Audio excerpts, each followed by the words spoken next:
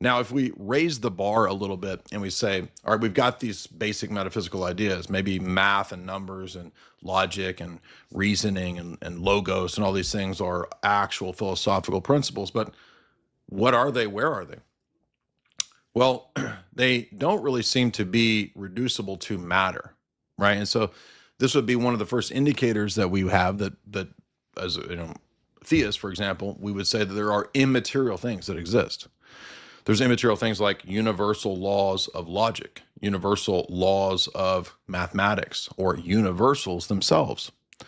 Now, what are those? Where are those? Well, they might be a little bit difficult to define. It's like saying define the number 7. Well, it's not 6 and it's not 8. It's in between, but that doesn't really tell us what it is. So asking for some sort of rigid, explicit definition of things like sets or numbers or laws of logic is a little bit challenging, but we wouldn't conclude that they don't exist because they're a little bit fuzzy.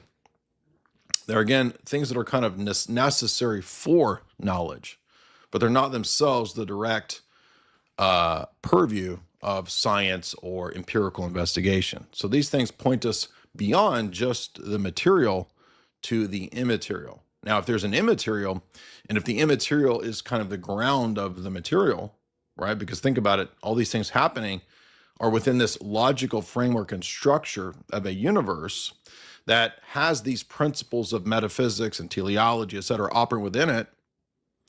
But also, you can't find any specific place where these principles are.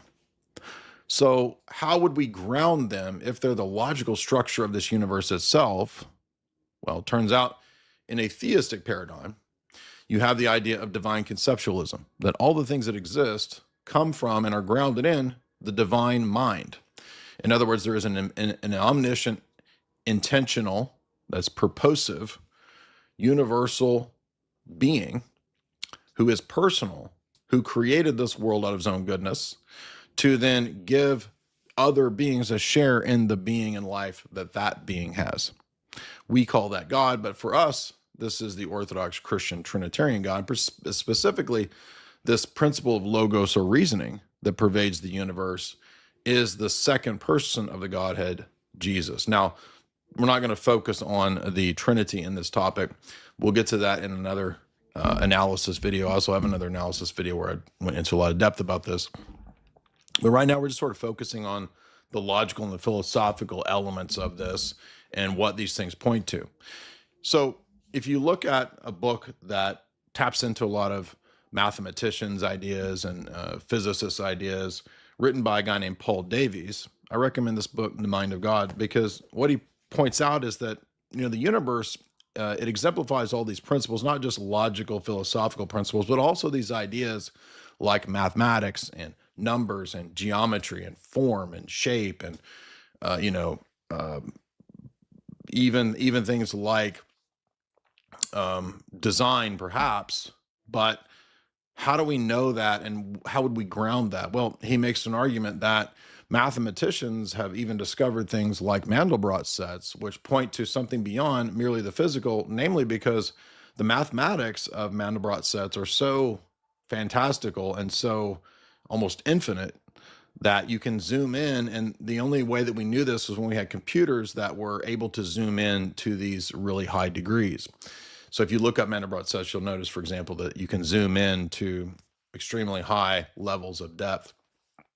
But we needed computers with the processing power to actually see that. And these mathematical structures demonstrate regular patterns, which are not the product of human minds.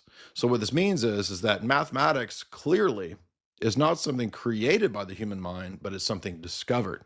And that's a key point in the book that I think he cites Roger Penrose, noting that he realized when he got deep into mathematics that it's not a human creation, it's a human discovery. That's a very big, huge gap, because a lot of atheist materialists would say numbers, mathematics, that's things that humans just create.